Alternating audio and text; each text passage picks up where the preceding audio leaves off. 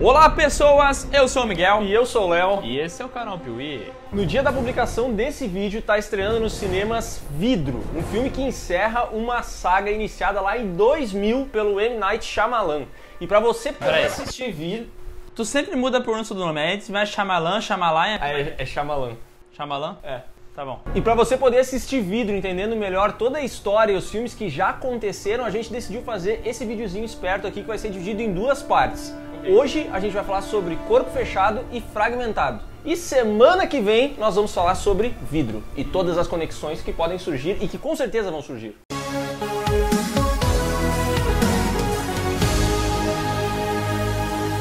Lembrando que é vídeo de saga, então vão ter muitos spoilers sim sobre a história desses filmes. Então se você quer preservar sua experiência e assistir os filmes primeiro, não assista os filmes, assista o vídeo do Piuí que é muito melhor.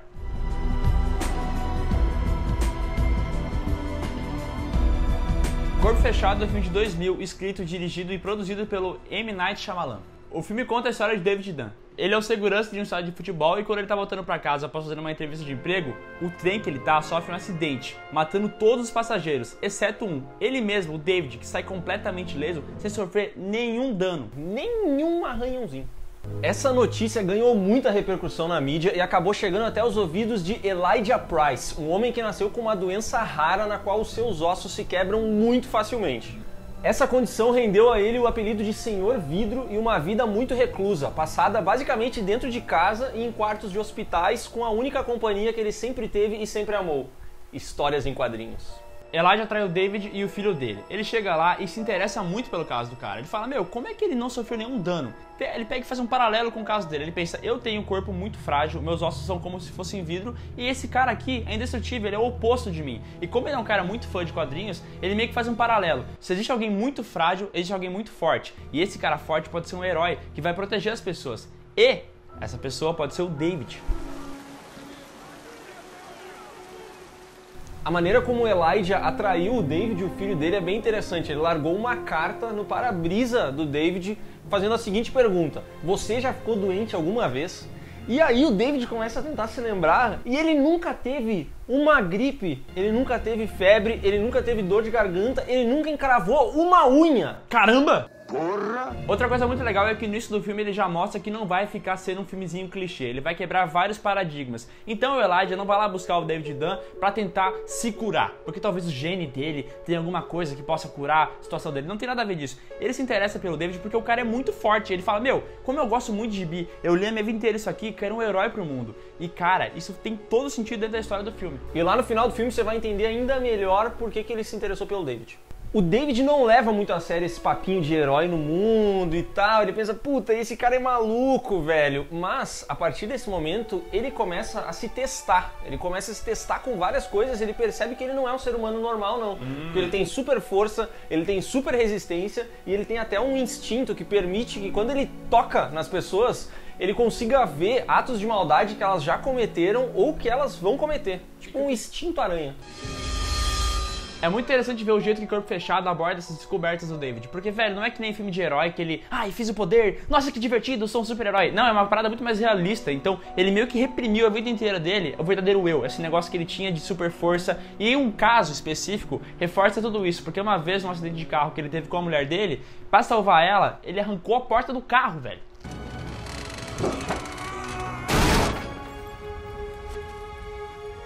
Só que ele acobertou toda essa situação mentindo pra ele mesmo pra não precisar se lembrar disso. Fingir que isso nunca aconteceu. Esse medo do David marca uma característica muito marcante de Corpo Fechado, que é o seguinte: esse filme nunca cai totalmente no mundo da fantasia, ele sempre fica no realismo. E isso fez com que muitas pessoas gostassem do filme, porque ele fica um pouco mais profundo e com mais questões do que um filme de herói normal, porém também fez com que muita gente desgostasse de Corpo Fechado, já que o filme acaba sendo um pouco mais lento do que o tradicional filme de herói. E daí quando ele tá no meio de um monte de pessoas, velho, ele sente lá que tem alguém fazendo alguma coisa errada. Tá mantendo uma família em refém. E ele pensa, tenho que fazer alguma coisa a respeito disso. Então o David começa a seguir esse cara com uma capa de chuva. Velho, essa cena é muito massa, porque tem uma capa de chuva, a chuva cai em cima dele, é um uniforme real que ele usaria naquele dia. Só que o jeito que é filmado e como é mostrado, parece muito um uniforme de super-herói, só que realista. Então ele vai lá, consegue salvar a família. E no dia seguinte ele tá conversando com o filho e vai lá e mostra no jornal lá, ó, esse vigilante salvou. E o vigilante, cara, é ele mesmo, o David, falando pro filho dele. Nesse momento, o David se encontra na vida. Ele aceita quem ele realmente é, ele aceita os poderes dele, ele fica mais feliz e ele mostra aquele jornal pro filho dele como se fosse um verdadeiro troféu, sabe? Como se fosse tipo, pô, olha lá, filhão, o que eu fiz? E vale ressaltar, velho, que o Bruce Willis fez um papel muito foda. Cara, assim, algumas pessoas não gostam muito porque ele tá o filme inteiro com cara de cu, né? Mas é meio tristão, meio chateado. Só que, velho, eu acho que faz parte da criação do personagem. Porque ó, assim que ele vai começando a pegar os poderes, começa a fazer coisas heróicas, ele vai mudando o semblante dele, vai ficando mais feliz, meio que se descobrindo de verdade. Passado algum tempo, o David vai até uma exposição de quadrinhos que está sendo organizada pelo Elijah. Lá, ele aperta a mão do cara, ele tem contato físico com o Elijah pela primeira vez na vida. E nesse momento ele consegue ver que o Elijah já tinha planejado vários desastres tentando encontrar alguém indestrutível, tentando encontrar aquele sobrevivente que foi o David Dunn. Inclusive, aquele acidente do trem foi o Glass que fez, foi um ser vidro, velho. Awful feeling. Sai daqui, seu demônio! Quando o David aperta a mão do Elijah, ele fica completamente embasbacado e fala, tenho que chamar a polícia pra resolver essa situação. E daí quando a polícia chega lá, velho, eles encontram as provas do crime. E são 3 atentados que ele fez. O Elijah fez 3 atentados. E daí o que acontece? Prendem ele numa instituição para pessoas com problemas mentais. E, olha só, o filme termina como se fosse um gibi mesmo, onde o bem vence o mal. Porém, não completamente, porque o cara tá lá preso ainda.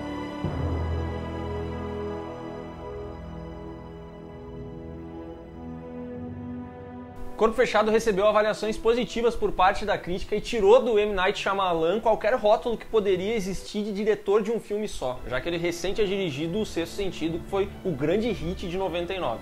Novamente ele fez um filme que o final tem um plot twist, e isso reforça muito a ideia de Corpo Fechado. A gente fala sobre o oposto, né? O cara muito forte e o cara que se quebra muito fácil. Na verdade não é só esse oposto, porque o David Dunn, cara, ele é um verdadeiro herói. E na verdade o Elijah estava esse tempo inteiro só tentando descobrir o verdadeiro papel dele. Ele queria ser um vilão porque ele acha que ele tava, eu sou um vilão, só que eu preciso de um herói. Isso fica bem claro em uma linha de diálogo quando o Elijah fala o seguinte pro David Dunn: acho que agora a gente pode apertar as mãos. Por quê? Porque ele sabe que o David vai encostar nele e vai descobrir todos os crimes dele. A partir dali eles vão ser oficialmente herói e vilão, vão ser 2 inimigos. Mesmo com tantas qualidades, o grande público não gostou muito do filme, até porque eles estavam acostumados com filmes de heróis mais dinâmicos, divertidos e com cenas marcantes, e esse aqui não tem muito isso, e as pessoas acharam o filme meio lerdo, meio arrastado, e não foi muito bom. E por isso, velho, que a continuação só veio 16 anos depois. Fragmentado é um filme de 2016 que só foi lançado em 2017, também escrito e dirigido pelo M. Night Shyamalan. Na história, uma adolescente reclusa chamada Casey e suas amigas Marsha e Claire estão voltando de uma festa de aniversário quando são sequestradas e levadas a um cativeiro por Kevin Wendell Crumb, homem diagnosticado com um transtorno dissociativo de identidade e que possui 23 personalidades vagando pela mente dele. Você é maluco, é? Ao conhecer o Dennis, um homem que tem a personalidade de meia idade, doente por limpezas e com traços psicopatas, as garotas ficam com muito medo de serem violentadas sexualmente. Mas elas percebem que não estão lidando com um criminoso comum, porque o Kevin aparece também, vestindo e agindo como Patricia, ou Hedwig, um menino de 9 anos de idade que afirma que as meninas serão sacrificadas por uma tal de besta. O funcionamento da mente de Kevin é explicado de uma maneira bem simples, é mais ou menos assim. Aquelas 23 personalidades estão lá dentro esperando pelo que elas chamam de um momento de irem para a luz, que seria o quê? O momento em que elas vão controlar o corpo enquanto as outras 22 ficam sentadas esperando. E existe uma personalidade, que é a do Barry, que é responsável por decidir quem vai controlar a luz em cada um desses momentos. É justamente o Barry que faz o tratamento com a doutora Fletcher. Ela é psicóloga do Kevin faz muito tempo. E assim como o Sr. Vidro, velho, ela acredita que no mundo há pessoas com habilidades especiais, super força, super inteligência, heróis ou vilões. O Barry anda pedindo várias consultas urgentes com a doutora Fletcher, mas quando eles se encontram e chega na hora da consulta, ele diz que tá tudo bem, tudo certo, tudo dentro dos conformes, que ela não precisa se preocupar com nada. No entanto, a doutora Fletcher percebe que na verdade não parece o Barry que tá falando. Na verdade, ele tá diferente, e é aí que ela descobre que é o Dennis se passando pelo Barry, e isso deixa ela com uma pulga atrás da orelha. É nesse ponto que a gente vê que o James McAvoy, ele é um puta ator, porque nesse filme ele faz um trabalho incrível. Quando ele muda de personalidade, ele muda realmente. A cara dele é outra, o jeito de mexer o corpo, tudo muda. Ele consegue se adaptar a qualquer personalidade. E é impressionante que ele convence até nessa cena em que tem uma personalidade se passando pela outra, tipo, em algumas mudanças de olhar e os trejeitos dele, dá pra perceber que de fato não é aquela personalidade, é uma outra personalidade se passando por aquela personalidade. É o James McAvoy atuando como Barry, se não é o Barry, É o Dennis atuando como Barry, caralho! se passando por Dennis. Meu Deus. Meu Deus. Graças a uma conversa com o Hedwig, elas descobrem que nessa sala que elas estão pode ter uma saída. E é exatamente, elas conseguem escapar. A Clary sai correndo que nem uma louca pra fugir de lá, só que infelizmente o Dennis pega ela. Então ele prende ela numa sala separada das outras. Um pouco mais tarde, a Patrícia prepara um sanduíche pra Casey e pra Marcia, quando a Marcia pega uma cadeira e dá uma paulada nas costas da Patrícia tentando escapar.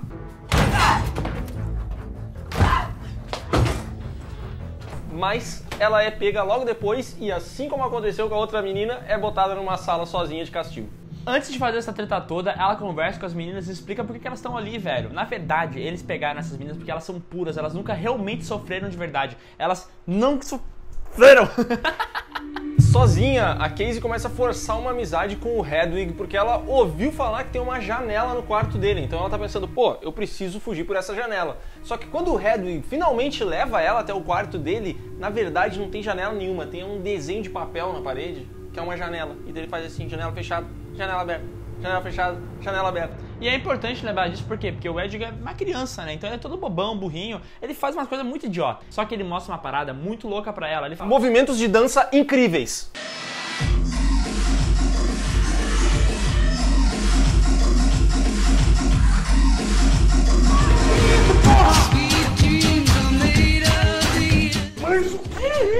Daí o Hedwig mostra uma coisa pra ela que ele acha muito legal. Fala, olha só que legal esse meu brinquedo novo. Quando ela vai ver é um walkie-talkie. E daí ela vê a esperança de conseguir escapar dali. A menina esperta que só dá um tapão na orelha do Hedwig e pega o walkie-talkie dela e fala assim, agora eu vou usar isso aqui e vou conseguir escapar. Porém, não deu tempo porque outra personalidade assume o corpo e nessa hora quem assume é a Patricia. E daí ela pega e separa as meninas em 3 cômodos diferentes. Agora tá tudo separadinho. Enquanto isso, depois de receber uma porrada de e-mails enviados por Barry pedindo ajuda, a Dra. Fletcher decide fazer uma visita não programada e descobre a Claire sendo mantida em cativeiro lá. Mas Dennis chega bem na hora e coloca a doutora pra dormir.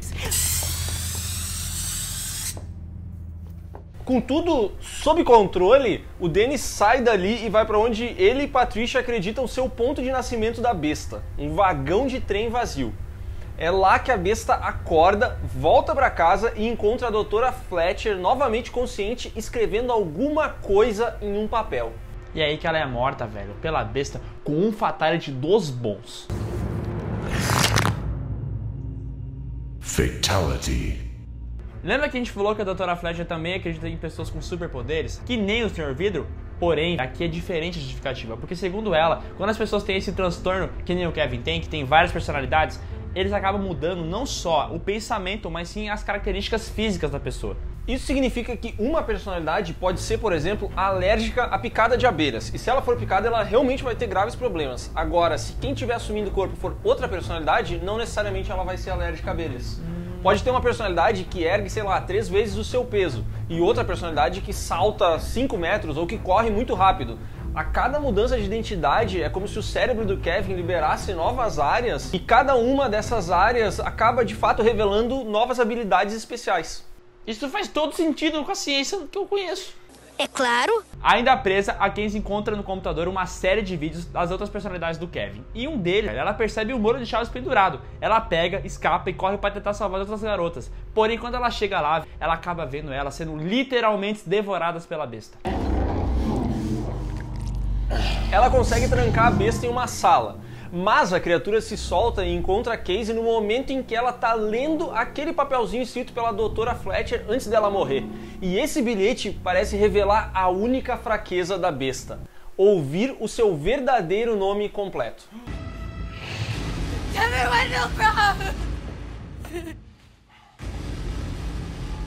quando ela fala Kevin Wendell Crumb, que é o seu verdadeiro nome, ela chama ele para a luz e reassume o corpo após ficar aproximadamente 3 anos enclausurado. Horrorizado por suas ações, o Kevin manda a Casey matá-lo com uma espingarda. Mas antes que ela possa fazer isso, a besta reassume o controle e persegue Casey pelo subsolo do local, até a garota se prender em uma jaula para ficar segura. Ela atira 2 vezes na besta.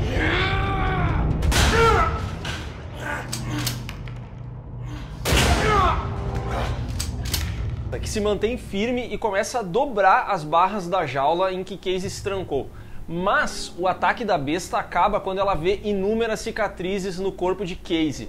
Porque essa garota, ela já sofreu muitos abusos sexuais ao longo da vida dela e ela também se automutilava. Então ela tem várias marcas. E a besta simplesmente vai embora porque a Casey não é uma pessoa impura. Ela já sofreu nessa vida. Então não é esse tipo de gente que a besta está procurando. A gente acaba descobrindo que esse lugar que eles estavam o tempo inteiro era o zoológico da cidade. Então os funcionários conseguem salvar a vida da guria. Quando tudo parece ter terminado, a gente vai pra uma cena lá numa lanchonete. Lá tá passando tipo um programa de televisão, um noticiário, onde tá falando sobre o Kevin. Ele foi apelidado de A Horda porque ele tem várias personalidades. Um dos clientes estranha esse apelido tão caricato que o Kevin recebeu e ele se lembra que muitos anos atrás um outro vilão também tinha um apelido bizarro. É aí que a câmera dá uma movimentada pro lado e a gente vê que a pessoa que está sentada ao lado desse cliente é ninguém mais, ninguém menos que David Dunn. E ele fala, sem pestanejar, que esse vilão, o nome dele era Senhor Vidro. Mr. Glass.